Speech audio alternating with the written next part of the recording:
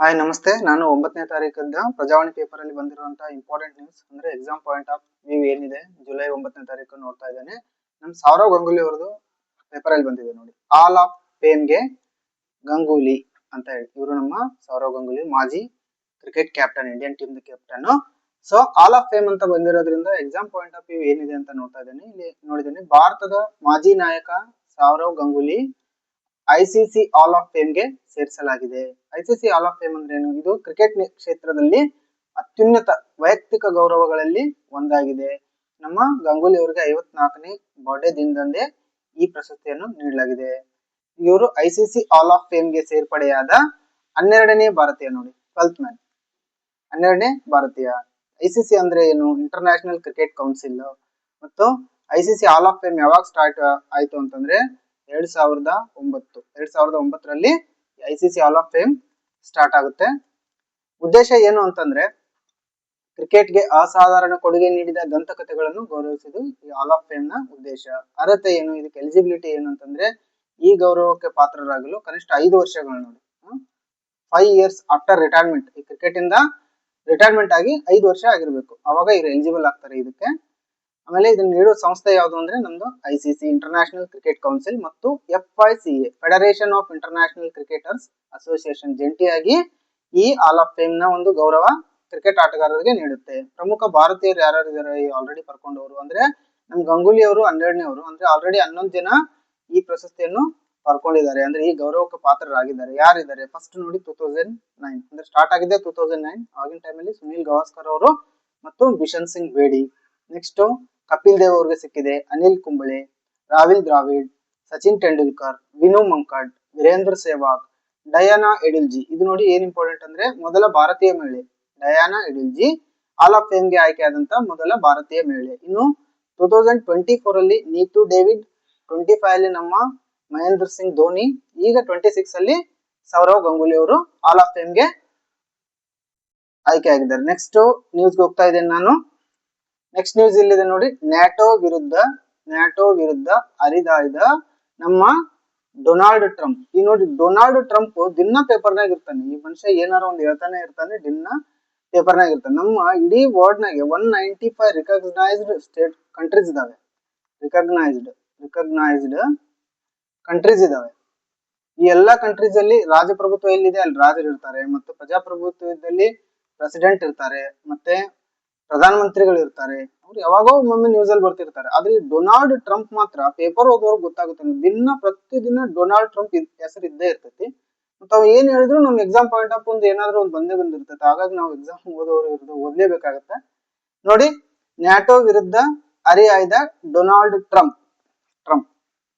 ಈ ನ್ಯಾಟೋ ಅಂದ್ರೆ ಏನು ಅಂತ, ಅವ್ರು ನ್ಯಾಟೋ ವಿರುದ್ಧ ಹರಿದ ಇದಾರಂತೆ. ಹಂಗಾಗಿ ನಾವು ನ್ಯಾಟೋ ಅಂದ್ರೆ ಏನು ಅಂತ ಸ್ವಲ್ಪ ನೋಡ್ಕೋಬೇಕು. ಇಲ್ಲಿ ನೋಡ್ರಿ, ನ್ಯಾಟೋ ಅಂದ್ರೆ ಫುಲ್ ಫಾರ್ಮ್ ಏನಿದೆ? North Atlantic Treaty Organisation. NATO ಅಂದ್ರೆ ಇದು ಯಾವಾಗ ಸ್ಥಾಪನೆ ಆಯ್ತು? 4 ಏಪ್ರಿಲ್ 1949. ಮತ್ತೆ ಮುಖ್ಯ ಕಚೇರಿ ಅಂದ್ರೆ HQ ಎಲ್ಲಿದೆ? HQ ಇರೋದು ಬ್ರುಸೆಲ್ಸ್ ನ ಬೆಲ್ಜಿಯಂ. ಇಲ್ಲಿ ಹೆಡ್ ಕ್ವಾರ್ಟರ್ಸ್ ಇದೆ. ಸ್ಥಾಪಕ ಸದಸ್ಯ ಫಸ್ಟ್ 12 ಕಂಟ್ರಿ ಅಷ್ಟೇ ಕೂಡಿ ಸ್ಥಾಪನೆ ಮಾಡ್ತಾರೆ. ಈಗ ಪ್ರೆಸೆಂಟ್ 32 ಕಂಟ್ರೀಸ್ ಇದೆ. ಇತ್ತೀಚೆಗೆ ಯಾವ ಸದಸ್ಯ ರಾಷ್ಟ್ರಪ್ಪ ಅಂದ್ರೆ ಸ್ವೀಡನ್ 2024 ಅಲ್ಲಿ ಜಾಯಿನ್ ಆಗಿದೆ. ಅಂದ್ರೆ 32ನೇ ರಾಷ್ಟ್ರ ಯಾವುದು ಅಂತಂದ್ರೆ ಸ್ವೀಡನ್. ನ್ಯಾಟೋಗೆ ಜಾಯಿನ್ ಆದ 32ನೇ ರಾಷ್ಟ್ರ ಸ್ವೀಡನ್. ಮೂಲ ಒಪ್ಪಂದ ಏನಂತಂದ್ರೆ ಇದು ವಾಷಿಂಗ್ಟನ್ ಟ್ರೀಟಿ ನೋಡಿ. ವಾಷಿಂಗ್ಟನ್ ಒಪ್ಪಂದ ಎದಕ್ಕೆ ಸಂಬಂಧಿಸಿದೆ ಅಂತಂದ್ರೆ ವಾಷಿಂಗ್ಟನ್ ಒಪ್ಪಂದ ನ್ಯಾಟೋಗೆ ಸಂಬಂಧಿಸಿದೆ. ನ್ಯಾಟೋ ಇದರಲ್ಲಿ ಪ್ರಮುಖ ಒಂದು ವಿಧಿ ಬರುತ್ತೆ, ಆರ್ಟಿಕಲ್ 5 ನೋಡಿ. ಆರ್ಟಿಕಲ್ 5 ಏನ್ ಹೇಳುತ್ತೆ ಅಂತಂದ್ರೆ ಒಬ್ಬ ಸದಸ್ಯ ರಾಷ್ಟ್ರದ ಮೇಲೆ ದಾಳಿ ನಡೆದರೆ ಅದನ್ನು ಎಲ್ಲಾ ಸದಸ್ಯ ರಾಷ್ಟ್ರಗಳ ಮೇಲಿನ ದಾಳಿ ಎಂದು ಪರಿಗಣಿಸಲಾಗುತ್ತದೆ ಅಂತ ಹೇಳಿ ಈ 5ನೇ ಆರ್ಟಿಕಲ್ ಇದೆಯಲ್ಲ, ಈ 5ನೇ ಆರ್ಟಿಕಲ್ ವೆರಿ ಇಂಪಾರ್ಟೆಂಟ್ ನ್ಯಾಟೋದಲ್ಲಿ. ನೆಕ್ಸ್ಟ್ ಇದು ಯಾವಾಗ ಸ್ಟಾರ್ಟ್ ಆಗುತ್ತೆ ಈ ನ್ಯಾಟೋದ್ ಏನಂತಂದ್ರೆ ಈ USSR ಅಂದ್ರೆ ಈ 2ನೇ ಮಹಾಯುದ್ಧ ನಡೆದ ತಕ್ಷಣ ರಷ್ಯಾ ಒಂದ್ ಕಡೆ, ಆಮೇಲೆ ಅಮೆರಿಕ ನಮ್ಮ USA United States of America, ಇವೆರಡು ವಿರೋಧಿ ಬಣಗಳಾಗಿರೋದ್ರಿಂದ ರಷ್ಯಾದವರು ಈ USA ದವರು ನ್ಯಾಟೋ ಸ್ಟಾರ್ಟ್ ಮಾಡ್ತಾರೆ. ಅದರ ಅಪೋಸಿಟ್ ಆಗಿ ನಮ್ಮ ರಷ್ಯಾದವರು ಕೂಡ ಒಂದು ಮಿಲಿಟರಿ ಬಣವನ್ನು ಸ್ಟಾರ್ಟ್ ಮಾಡ್ತಾರೆ. ಸೊ ಹಂಗಾಗಿ ಈ ನ್ಯಾಟೋದ್ದು ಬ್ರಸೆಲ್ಸ್ ಬೆಲ್ಜಿಯಂ HQ ಅಂತ ಗೊತ್ತಾಗಿರ್ಲಿ. ಆದ್ರೆ ಭಾರತ ಮಾತ್ರ ಏನ್ ಮಾಡ್ತಾರೆ, ನಮ್ ಜವಾಹರ್ಲಾಲ್ ನೆಹರು ಅವರು ಅಲಿಪ್ತ ನೀತಿಯನ್ನು ಅನುಸರಿಸ್ತಾರೆ. ಅಂದ್ರೆ ಈ ರಷ್ಯಾ ಪಡೆಗೂ ಸೇರಲ್ಲ, ನಮ್ಮ USA ಪಡೆಗೂ ಸೇರಲ್ಲ. ಹಂಗಾಗಿ ಭಾರತದವರು 1961 ನಲ್ಲಿ ನಮ್ಮ ಜವಾಹರ್ಲಾಲ್ ನೆಹರು ಅವರು ಒಂದು ಅಲಿಪ್ತ ನೀತಿಯಿಂದ ನಮ್ಮ ಸ್ವಂತ ವಿದೇಶಾಂಗ ನೀತಿ ನಾವೇ ನಿವಾರಿಸ್ಕೊಳ್ತೇವೆ, ಯಾವುದೇ ಬಣಗಳಿಗೆ ಸೇರೋದಿಲ್ಲ ಅಂತ ಹೇಳಿ, ಯಾವ ಬಣಗಳಿಗೂ ನಮ್ಮ ಜವಾಹರ್ಲಾಲ್ ನೆಹರು ಅವರು ಸೇರೋದಿಲ್ಲ. ಸೊ ಅಷ್ಟು ನೆನಪಿರ್ಲಿ. ನೋಡಿ, ಒಟ್ಟು ಸದಸ್ಯ ರಾಷ್ಟ್ರಗಳು ನ್ಯಾಟೋದಲ್ಲಿ 32 ಇದಾವೆ. 30 ಯುರೋಪಿಯನ್ ರಾಷ್ಟ್ರಗಳು, ಯುರೋಪಿಯನ್ ಕಂಟ್ರಿಯಲ್ಲಿ ಬರುವಂತ ಯುರೋಪಿಯನ್ ರಾಷ್ಟ್ರಗಳೇ 30 ಇದಾವೆ, ಮತ್ತು ಅಮೆರಿಕ ಮತ್ತು ಕೆನಡಾ ಅದನ್ನ ಬಿಟ್ಟು ಟೋಟಲ್ 32 ಆಯ್ತು. ಇತ್ತೀಚೆಗೆ ಫಿನ್ಲ್ಯಾಂಡ್ 31 ಯಾವುದು ಫಿನ್ಲ್ಯಾಂಡ್, 32 ಸ್ವೀಡನ್ ದೇಶ 2024ರಲ್ಲಿ ಜಾಯ್ನ್ ಆಗಿದೆ. ನ್ಯಾಟೋ ಮತ್ತು ಭಾರತ ಇಲ್ಲಿದೆ ನೋಡಿ, ನ್ಯಾಟೋ ಮತ್ತು ಭಾರತ ನ್ಯಾಟೋ ಸದಸ್ಯ ರಾಷ್ಟ್ರವಲ್ಲ.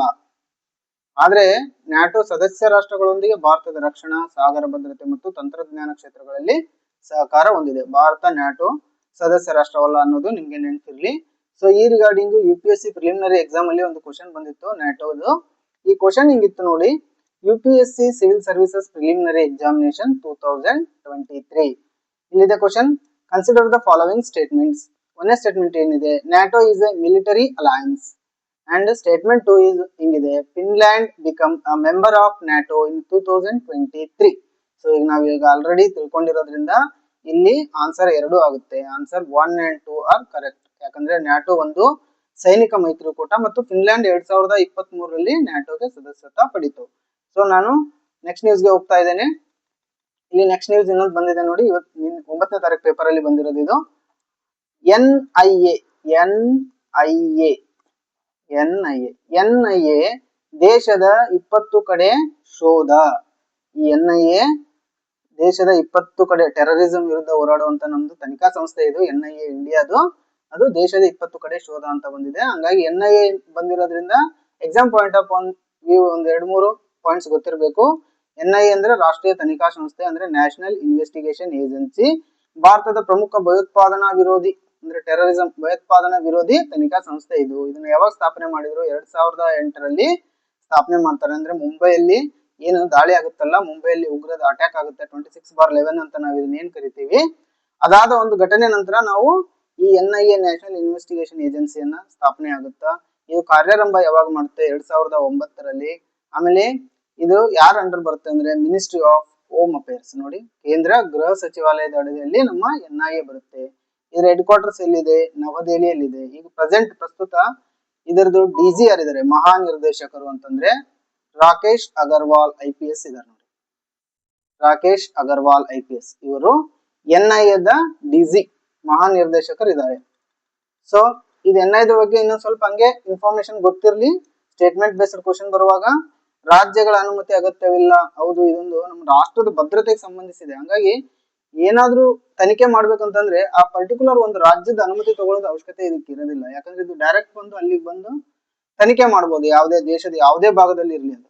ಆದ್ರೆ ಇಲ್ಲಿ CBIಗೆ ರಾಜ್ಯದ ಅನುಮತಿ ಬೇಕಾಗುತ್ತೆ. ನೋಡಿ, ಒಂದು CBI ಇರುವಂತ ಸೆಂಟ್ರಲ್, ಈ CBIಗೆ ಇನ್ನೊಂದು ರಾಜ್ಯದಲ್ಲಿ ಹೋಗಿ ಅಲ್ಲಿ ತನಿಖೆ ಮಾಡ್ಬೇಕಂತಂದ್ರೆ ಆ ರಾಜ್ಯದವರು ಅನುಮತಿ ಕೊಡ್ಬೇಕಾಗುತ್ತೆ. ಬಟ್ ಈ NIAಗೆ ಯಾವುದೇ ರಾಜ್ಯದ ಅನುಮತಿ ಬೇಕಾಗಿಲ್ಲ. ದೇಶದ ಯಾವುದೇ ಭಾಗದಲ್ಲಿ ಭಯೋತ್ಪಾದನೆಗೆ ಸಂಬಂಧಿಸಿದ ಪ್ರಕರಣಗಳನ್ನು ತನಿಖೆ ಮಾಡಲು ಈ ಸಂಸ್ಥೆಗೆ ಸಂಬಂಧಪಟ್ಟ ರಾಜ್ಯ ಸರ್ಕಾರದ ವಿಶೇಷ ಅನುಮತಿ ಅಗತ್ಯನೇ ಇರೋದಿಲ್ಲ. ಆಮೇಲೆ 2019ರಲ್ಲಿ ಒಂದು ತಿದ್ದುಪಡಿ ಮಾಡ್ತಾರೆ ಈ NIAಗೆ. ತಿದ್ದುಪಡಿ ಪ್ರಕಾರ ಏನಂತಂದ್ರೆ, ಈ ತಿದ್ದುಪಡಿಯ ಮೂಲಕ NIAಗೆ ಭಾರತದ ಹೊರಗೆ ಅಂದ್ರೆ ಔಟ್ ಆಫ್ ಕಂಟ್ರಿ, ಭಾರತದ ಹೊರಗೆ ಭಾರತೀಯ ನಾಗರಿಕರು ನಮ್ಮವರು ಅಥವಾ ಭಾರತದ ಆಸ್ತಿಗಳ ಮೇಲೆ, ನಮ್ಮ ಭಾರತದ ಆಸ್ತಿಗಳ ಮೇಲೆ ನಡೆಯುವಂತ ಭಯೋತ್ಪಾದಕ ದಾಳಿಗಳನ್ನು ತನಿಖೆ ಮಾಡುವ ಅಧಿಕಾರ ನೀಡಲಾಗಿದೆ. ನೋಡಿ, 2019ರಲ್ಲಿ ಆಗಿರುವಂತ ಇದೊಂದು ತಿದ್ದುಪಡಿ. ಸೊ ನಾನು ನೆಕ್ಸ್ಟ್ ನ್ಯೂಸ್ ಹೋಗ್ತಾ ಇದ್ದೇನೆ. ಇಲ್ಲಿ ನೋಡಿ, 9ನೇ ತಾರೀಕು ಬಂದಿರುವಂತ ಇದು ಒಂದು important news. Western Ghats as A exam point of view, western Ghats ಬಹಳ ಇಂಪಾರ್ಟೆಂಟ್. ಸೊ ವೆಸ್ಟರ್ನ್ ಘಾಟ್ಸ್ ನೋಡಿ ಇಲ್ಲಿ ಬಂದಿದೆ ನೋಡಿ, ವೆಸ್ಟರ್ನ್ ಘಾಟ್ಸ್ ಗುಜರಾತ್ ಇರ್ಬೋದು, ನಮ್ಮ ಮಹಾರಾಷ್ಟ್ರ ಇರ್ಬೋದು, ಆಮೇಲೆ ನಮ್ಮ ಕರ್ನಾಟಕ, ಆಮೇಲೆ ಕೇರಳ, ಆಮೇಲೆ ಗೋವಾ, ಆಮೇಲೆ ಸ್ವಲ್ಪ ಭಾಗ ತಮಿಳುನಾಡು, ಇದೆಲ್ಲ ಸೇರಿ ನಮ್ಮ ಈ ವೆಸ್ಟರ್ನ್ ಘಾಟ್ಸ್ ಇಲ್ಲಿ ಬರುತ್ತೆ. ಈ ವೆಸ್ಟರ್ನ್ ಘಾಟ್ಸ್ ಅಲ್ಲಿ ಒಂದು ಘಾಟ್ಗಿಲ್ ವರದಿ ಅನ್ನೋದು ಒಂದು ಇಂಪಾರ್ಟೆಂಟ್. ಆಮೇಲೆ ಕಸ್ತೂರಿ ರಂಗನ್ ವರದಿ ಏನ್ ಹೇಳುತ್ತೆ. ಹೀಗಾಗಿ ಇದೊಂದು ಡಿಟೇಲ್ ಆರ್ಟಿಕಲ್ ಬಂದಿದೆ. As A competitive exam point of view, MCQs base ನಾವು ಎಕ್ಸಾಮ್ ಅಟೆಂಡ್ ಮಾಡ್ತಿರೋದ್ರಿಂದ ಸ್ವಲ್ಪ ವೆಸ್ಟರ್ನ್ ಘಾಟ್ಸ್ ಬಗ್ಗೆ ಗೊತ್ತಿರಬೇಕಾಗುತ್ತೆ. ನೋಡಿ, ಪಶ್ಚಿಮ ಘಟ್ಟಗಳು ವೆಸ್ಟರ್ನ್ ಘಾಟ್ಸ್ ಯಾವ್ಯಾವ ರಾಜ್ಯದಲ್ಲಿ ಇದಾವೆ ಅಂತಂದ್ರೆ ನಮ್ಮ ಗುಜರಾತ್ ಇಂದ ಸ್ಟಾರ್ಟ್ ಆಗಿ ಗುಜರಾತ್, ಮಹಾರಾಷ್ಟ್ರ, ಗೋವಾ, ಕರ್ನಾಟಕ, ಕೇರಳ, ತಮಿಳುನಾಡು ರಾಜ್ಯಗಳಲ್ಲಿ ವ್ಯಾಪಿಸಿರುವ ಒಂದು ಪರ್ವತ ಶ್ರೇಣಿಯಾಗಿದೆ. ಎಷ್ಟು ಉದ್ದ ಇದೆ ಇದು ಅಂತಂದ್ರೆ 1600 ಕಿಲೋಮೀಟರ್, ಸರಿಸುಮಾರು 1600 ಕಿಲೋಮೀಟರ್ ನಿಮ್ಮ ವೆಸ್ಟರ್ನ್ ಘಾಟ್ಸ್ ನ ಉದ್ದ ಇದೆ. ಇದು ನೋಡಿ ಯುನೆಸ್ಕೋ ವರ್ಲ್ಡ್ ಹೆರಿಟೇಜ್ ಸೈಟ್ ಅಂತ ಡಿಕ್ಲೇರ್ ಆಗಿದೆ 2012ರಲ್ಲಿ. 2012ರಲ್ಲಿ ಯುನೆಸ್ಕೋ ವರ್ಲ್ಡ್ ಹೆರಿಟೇಜ್ ಸೈಟ್ ಅಂತ ಡಿಕ್ಲೇರ್ ಆಗಿದೆ. ಮತ್ತು ಜಗತ್ತಿನ 8 ಪ್ರಮುಖ ಜೀವ ವೈವಿಧ್ಯ ಹಾಟ್ಸ್ಪಾಟ್ ಗಳಲ್ಲಿ ಕೂಡ ಇದು ಒಂದಾಗಿದೆ. ಜಗತ್ತಿನಲ್ಲೇ 8 ಇದಾವೆ ಅಂತ ಜೀವ ವೈವಿಧ್ಯ ಹಾಟ್ಸ್ಪಾಟ್ಗಳು, ಅದರಲ್ಲಿ ನಮ್ಮ ವೆಸ್ಟರ್ನ್ ಘಾಟ್ಸ್ ಕೂಡ ಒಂದು. ಇಲ್ಲಿ ಪ್ರಮುಖ ನದಿಗಳು ಉಗಮವಾಗ್ತವೆ. ನಮ್ಮ ಗೋದಾವರಿ ಇರ್ಬೋದು, ಕೃಷ್ಣಾ ನದಿ, ಕಾವೇರಿ, ತುಂಗಭದ್ರಾ, ನೇತ್ರಾವತಿ, ಎಷ್ಟೋ ಪ್ರಮುಖ ನದಿಗಳು ಈ ವೆಸ್ಟರ್ನ್ ಘಾಟ್ಸ್ ಅಲ್ಲಿ ಉಗಮವಾಗ್ತವೆ. ಸೊ ನೆಕ್ಸ್ಟ್ ಇದಕ್ಕೆ ಸಂಬಂಧಪಟ್ಟಂತ ವರದಿಗಳು ಇವತ್ತಿನ ಪೇಪರ್ ಅಲ್ಲಿ ಉಲ್ಲೇಖ ಆಗಿರೋದ್ರಿಂದ ಇಲ್ಲಿ ನೋಡಿ ಗಾಡ್ಗಿಲ್ ವರದಿ ಇವತ್ತಿನ ಪೇಪರ್ ಅಲ್ಲಿ ಉಲ್ಲೇಖ ಆಗಿದೆ. ಗಾಡ್ಗಿಲ್ ಕಮಿಟಿ ರಿಪೋರ್ಟ್ ಅಂತ. ಇದು ಅಧಿಕೃತ ಹೆಸರು ಏನಿತ್ತಂದ್ರೆ ಈ ಕಮಿಟಿ ಅಂದ್ರೆ western Ghats ecology expert panel. Western Ghats ecology expert panel ಅಂತ ಇತ್ತು. ರಚನೆ ಯಾವಾಗ ಆಗುತ್ತೆ ಗಾಡ್ಗಿಲ್ ಅಂತಂದ್ರೆ ಸಮಿತಿದ್ದು 2010ರಲ್ಲಿ ಆಗುತ್ತೆ. ಮತ್ತೆ ಅಧ್ಯಕ್ಷರು ಯಾರು ಅಂದ್ರೆ ಡಾಕ್ಟರ್ ಮಾಧವ್ ಗಾಡ್ಗಿಲ್ ಅವರು ಆಗಿರ್ತಾರೆ. ಇವರು ವರದಿ ಯಾವಾಗ ಸಲ್ಲಿಸ್ತಾರೆ? ಆಗಸ್ಟ್ 31, 2011ರಲ್ಲಿ ಇವರು ವರದಿಯನ್ನು ಸಲ್ಲಿಸುತ್ತಾರೆ. ಸೊ ಪ್ರಮುಖ ಶಿಫಾರಸುಗಳು ಎಕ್ಸಾಮ್ ಪಾಯಿಂಟ್ ಆಫ್ ವ್ಯೂ ನೆನ್ಪಿಟ್ಕೋಬೇಕು. ನೋಡ್ರಿ, ಪಶ್ಚಿಮ ಘಟ್ಟದ ಸುಮಾರು 64% ಅನ್ನು ಇಕಾಲಜಿಕಲ್ ಸೆನ್ಸಿಟಿವ್ ಏರಿಯಾ ಅಂತ ಇವರು ಘೋಷಣೆ ಮಾಡ್ತಾರೆ. ಈ ಇಕಾಲಜಿಕಲ್ ಸೆನ್ಸಿಟಿವ್ ಏರಿಯಾನ 3 ಭಾಗಗಳಾಗಿ ಇವರು ವರ್ಗೀಕರಿಸ್ತಾರೆ. ಒಂದು ESZ1, ESZ2 ಮತ್ತು ESZ3 ಅಂತ ಹೇಳಿ 3 ಭಾಗಗಳಾಗಿ ಇಕಾಲಜಿ ಸೆನ್ಸಿಟಿವ್ ಏರಿಯಾನ ಇವರು 3 ವರ್ಗಗಳಾಗಿ ವಿಂಗಡಣೆ ಮಾಡ್ತಾರೆ. ನೆಕ್ಸ್ಟ್ ಇವರು ಇಂಪಾರ್ಟೆಂಟ್ ಈ ಪಾಯಿಂಟ್ ಒಂದು ನೆನ್ಪಿಟ್ಕೋಬೇಕು. ಇವರು ಗ್ರಾಮ ಸಭೆಗಳಿಗೆ ಭಾಗವಹಿಸುವಿಕೆಗೆ ಒತ್ತು ನೀಡುವುದು ಅಂದ್ರೆ ಲೋಕಲ್ ಈ ಗ್ರಾಮ ಸಭೆಗಳು ಇದರಲ್ಲಿ ಸಕ್ರಿಯವಾಗಿ ಭಾಗವಹಿಸಬೇಕು ಅಂತ ಒಂದು ಒತ್ತನ್ನು ನೀಡ್ತಾರೆ. ಬಾಟಮ್ ಅಪ್ರೋಚ್ ಅಂತ ಹೇಳ್ತಾರೆ ಇದನ್ನ. ನೆಕ್ಸ್ಟ್ ಕಸ್ತೂರಿ ರಂಗನ್ ವರದಿ ಬರುತ್ತೆ. ಕಸ್ತೂರಿ ರಂಗನ್ ಕಮಿಟಿ ಅಂತ. ಇದರ ಅಧಿಕೃತ ಹೆಸರು ಏನು ಅಂತಂದ್ರೆ ಹೈ ಲೆವೆಲ್ ವರ್ಕಿಂಗ್ ಗ್ರೂಪ್. ನೋಡಿ, ಹೈ ಲೆವೆಲ್ ವರ್ಕಿಂಗ್ ಗ್ರೂಪ್, ಇದು ಕಸ್ತೂರಿ ರಂಗನ್ ವರದಿ. ಇದು ಕೂಡ ನಮ್ಮ ವೆಸ್ಟರ್ನ್ ಘಾಟ್ಸ್ ಪಶ್ಚಿಮ ಘಟ್ಟಗಳಿಗೆ ಸಂಬಂಧಿಸಿದಂತ ಒಂದು ವರದಿ. ಇದು ನೋಡಿ, ಇದು ರಚನೆ ಆಗಿರೋದು 2012. ಅಧ್ಯಕ್ಷರು ಯಾರು ಇರ್ತಾರೆ? Doctor K Kasturi Rangan. ಅಂದ್ರೆ 2000 ಈ ಮಾಧವ್ ಗಾಡ್ಗಿಲ್ ಅವರು ಕೊಟ್ಟಿರೋಂತ ಒಂದು ವರದಿಗೆ ತೀವ್ರ ವಿರೋಧ ಆಗುತ್ತೆ. ಅಲ್ಲಿ ಲೋಕಲ್ ಪೀಪಲ್ ಎಲ್ಲ ತುಂಬಾ ವಿರೋಧ ಮಾಡ್ತಾರೆ. ಅವರು 64% ಪ್ರದೇಶವನ್ನು ಇಕೋಲಾಜಿಕಲ್ ಸೆನ್ಸಿಟಿವ್ ಅಂತ ಹೇಳಿರ್ತಾರೆ. ಹಂಗಾಗಿ ತುಂಬಾ ಜನರು ಅದನ್ನ ವಿರೋಧ ಮಾಡಿದ ತಕ್ಷಣ ಅಲ್ಲಿ ತುಂಬಾ ರಾಜ್ಯಗಳು ವಿರೋಧ ಮಾಡಿದ ತಕ್ಷಣ ನೆಕ್ಸ್ಟ್ ಕಸ್ತೂರಿ ರಂಗನ್ ವರದಿಯನ್ನ ಸಮಿತಿಯನ್ನ ನೇಮಕ ಮಾಡುತ್ತೆ. ಸಮಿತಿಯವರು 2012ಕ್ಕೆ ನೇಮಕ ಆಗಿ 2013ಗೆ ಅವರ ರಿಪೋರ್ಟ್ ಅನ್ನು ಸಬ್ಮಿಟ್ ಮಾಡ್ತಾರೆ. ಅವ್ರ ರಿಪೋರ್ಟ್ ಅಲ್ಲಿ ಇಂಪಾರ್ಟೆಂಟ್ ಏನಿತ್ತು ಅಂದ್ರೆ ಅವರು 37%ಗೆ ರೆಸ್ಯೂಮ್ ಮಾಡ್ತಾರೆ. ನೋಡಿ, ESA ಈ ಪ್ರದೇಶವನ್ನು 37%ಗೆ ರೆಡ್ಯೂಸ್ ಮಾಡ್ತಾರೆ. ಆಮೇಲೆ ಇವರು ಉಪಗ್ರಹ ಚಿತ್ರಗಳ ಆಧಾರಿತದ ಮೇಲೆ ನ್ಯಾಚುರಲ್ ಲ್ಯಾಂಡ್ಸ್ಕೇಪ್ ಮತ್ತು ಕಲ್ಚರಲ್ ಲ್ಯಾಂಡ್ಸ್ಕೇಪ್ ಎಂದು ವಿಭಜನೆ ಮಾಡ್ತಾರೆ. ಆಮೇಲೆ ನೈಸರ್ಗಿಕ ಪ್ರದೇಶಗಳಿಗೆ ಹೆಚ್ಚಿನ ಸಂರಕ್ಷಣೆ ಕೊಡಬೇಕು ಅಂತ ಹೇಳ್ತಾರೆ. ಇದು ಕಸ್ತೂರಿ ರಂಗನ್ ಮತ್ತು ಗಾಡ್ಗಿಲ್ ಸಮಿತಿ ಸ್ವಲ್ಪ ಇಂಪಾರ್ಟೆನ್ಸ್ ಗೊತ್ತಿರಲಿ. ಆಮೇಲೆ ಈಗ ರೀಸೆಂಟ್ 2022ರಲ್ಲಿ ಸಂಜಯ್ ಕುಮಾರ್ ಕಮಿಟಿ ಅಂತ ಒಂದು ನೇಮಕ ಆಗಿದೆ. ಸಂಜಯ್ ಕುಮಾರ್ ಕಮಿಟಿ 2022. ಇವರು ನಿವೃತ್ತ IFS ಅಧಿಕಾರಿ. ಇದು ಕೂಡ ಪಶ್ಚಿಮ ಘಟ್ಟಗಳಿಗೆ ಸಂಬಂಧಿಸಿದ್ದು. ಸೊ ನಾನು ನೆಕ್ಸ್ಟ್ ನ್ಯೂಸ್ಗೆ ಹೋಗ್ತಾ ಇದ್ದೇನೆ. ನೆಕ್ಸ್ಟ್ ನ್ಯೂಸ್ಗೆ ಹೋಗೋದಕ್ಕಿಂತ ಮುಂಚೆ ಇದು ಜಸ್ಟ್ ಹಂಗೆ ನೆನಪಿರ್ಲಿ. ಈಗ ಹೇಳಿರೋದು ನೋಡಿ, ಗಾಡ್ಗಿಲ್ ಸಮಿತಿ 2010ಕ್ಕೆ ಇದಾಗುತ್ತೆ, ವರದಿ 2011 ಕೊಡುತ್ತೆ. ಕಸ್ತೂರಿ ರಂಗನ್ ಸಮಿತಿ 2012ಕ್ಕೆ ನೇಮಕ ಆಗುತ್ತೆ, 2013ಕ್ಕೆ ವರದಿ ಕೊಡುತ್ತೆ. ಸಂಜಯ್ ಕುಮಾರ್ ಸಮಿತಿ 2022ರಲ್ಲಿ ನೇಮಕ ಆಗಿದೆ. ಇದು ಕೂಡ ವೆಸ್ಟರ್ನ್ ಘಾಟ್ಸ್ಗೆ ಸಂಬಂಧಿಸಿರೋದು. ಇನ್ನ ಎಕ್ಸಾಮ್ ಅಲ್ಲಿ ನೋಡಿ, UPSC civil services preliminary examination 2016 ಅಲ್ಲಿ ಒಂದು ಕ್ವಶನ್ ವೆಸ್ಟರ್ನ್ ಘಾಟ್ಸ್ ರಿಗಾರ್ಡಿಂಗ್ ಬಂದಿದೆ. ಸೊ ಈ ಕ್ವಶನ್ ಈ ರೀತಿ ಇದೆ ನೋಡಿ. Gadgil committee report and Kasturirangan committee report sometimes seen in the news are related to ಅಂತ ಕೇಳಿದ್ದಾರೆ. ಸೊ ಉತ್ತರ ನಿಮ್ಗೆ ಈಗಾಗಲೇ ಆಲ್ರೆಡಿ ಗೊತ್ತಿರುತ್ತೆ. ಇದು ಯಾವ್ದಂತಂದ್ರೆ ಉತ್ತರ ಡಿ, ಪ್ರೊಟೆಕ್ಷನ್ ಆಫ್ ವೆಸ್ಟರ್ನ್ ಘಾಟ್ಸ್ಗೆ ಸಂಬಂಧಿಸಿರೋದು. ಸೊ ನಾನು ನೆಕ್ಸ್ಟ್ ಇವತ್ತಿನ ಇಂಪಾರ್ಟೆಂಟ್ ನ್ಯೂಸ್ ಗಳಿಗೆ ಹೋಗ್ತಾ ಇದ್ದೇನೆ.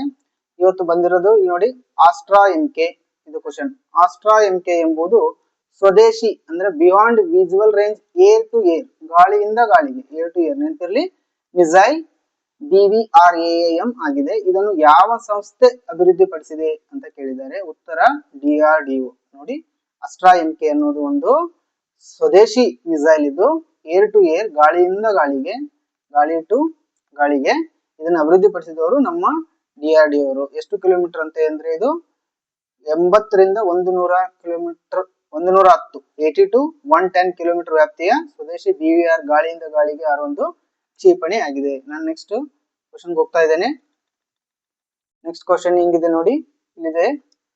ಸಮೃದ್ಧ ಗ್ರಾಮ್ ಯೋಜನೆಯು ಇತ್ತೀಚೆಗೆ world summit on the information society WSIS prize 2026 ಸಿಕ್ಕಿದೆ ಅಂತೆ. ಸಮೃದ್ಧ ಗ್ರಾಮ್ ಯೋಜನೆಗೆ 2026 ಅಲ್ಲಿ ಈ world summit on the information ಸೊಸೈಟಿಯನ್ನು ಪ್ರೈಸ್ ಸಿಕ್ಕಿದೆ. ಇದು ಯಾವ ಸಂಸ್ಥೆಯ ಪ್ರಮುಖ ಫ್ಲಾಗ್ಶಿಪ್ ಯೋಜನೆಯಾಗಿದೆ ಅಂತ ಕ್ವಶನ್ ಇದೆ. ಇದು ಯಾವ ಸಂಸ್ಥೆ ಅಂದ್ರೆ ನಮ್ಮದೇ ಡಿಪಾರ್ಟ್ಮೆಂಟ್ ಆಫ್ ಟೆಲಿಕಮ್ಯುನಿಕೇಶನ್. ಇದಕ್ಕೆ ಕೂಡ ಮಿನಿಸ್ಟರ್ ನಮ್ಮ ಜ್ಯೋತಿರಾದಿತ್ಯ ಸಿಂಧ್ಯಾ ಅವರೇ ಇದ್ದಾರೆ. ಸೊ ದೂರ ಸಂಪರ್ಕ ಇಲಾಖೆ, ಡಿಪಾರ್ಟ್ಮೆಂಟ್ ಆಫ್ ಟೆಲಿಕಮ್ಯುನಿಕೇಶನ್. ಇವರು ಈ ಯೋಜನೆ ಸಮೃದ್ಧ ಗ್ರಾಮ ಯೋಜನೆ ಅನ್ನೋದು ದೂರ ಸಂಪರ್ಕ ಇಲಾಖೆ, ಡಿಪಾರ್ಟ್ಮೆಂಟ್ ಆಫ್ ಟೆಲಿಕಮ್ಯುನಿಕೇಶನ್ ಅವರದ ಯೋಜನೆ ಆಗಿದೆ.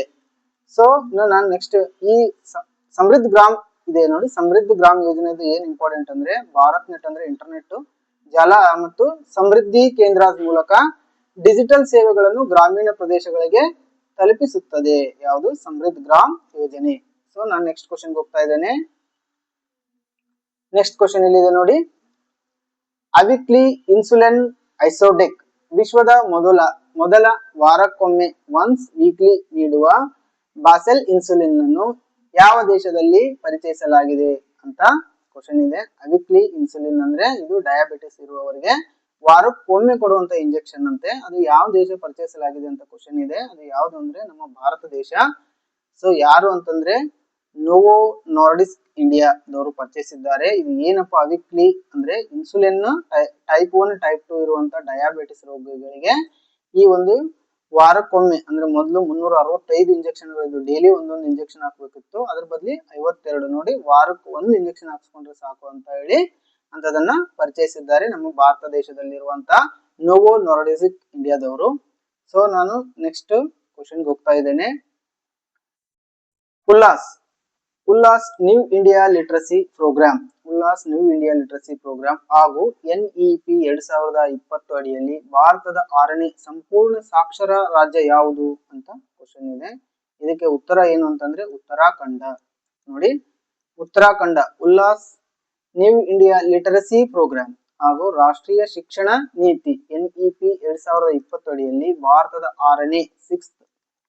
6ನೇ ಸಂಪೂರ್ಣ ಸಾಕ್ಷರ ರಾಜ್ಯವಾಗಿದೆ. ಇದಕ್ಕೂ ಮೊದಲು ಆ ರೀತಿ ಸಂಪೂರ್ಣ ಸಾಕ್ಷರ ರಾಜ್ಯ ಯಾವ್ದಾಗಿದೆ ಅಂದ್ರೆ ಮಿಜೋರಾಂ ಆಗಿತ್ತು, ಆಮೇಲೆ ಗೋವಾ, ತ್ರಿಪುರಾ, ಹಿಮಾಚಲ್ ಪ್ರದೇಶ್ ಮತ್ತು ಸಿಕ್ಕಿಂ ಆಗಿತ್ತು. ಸೊ ವಿಡಿಯೋ ಲೆಂದಿ ಆಗ್ತಿರೋದ್ರಿಂದ ನಾನು ಸ್ವಲ್ಪ ಸ್ಪೀಡ್ ಹೇಳ್ತಾ ಇದ್ದೇನೆ. ಸೊ ಇವತ್ತಿಗೆ ನಾನು ವಿಡಿಯೋನ ಎಂಡ್ ಮಾಡ್ತೇನೆ. ಸೊ ಎಲ್ಲರಿಗೂ ನಮಸ್ಕಾರ, ಬಾಯ್.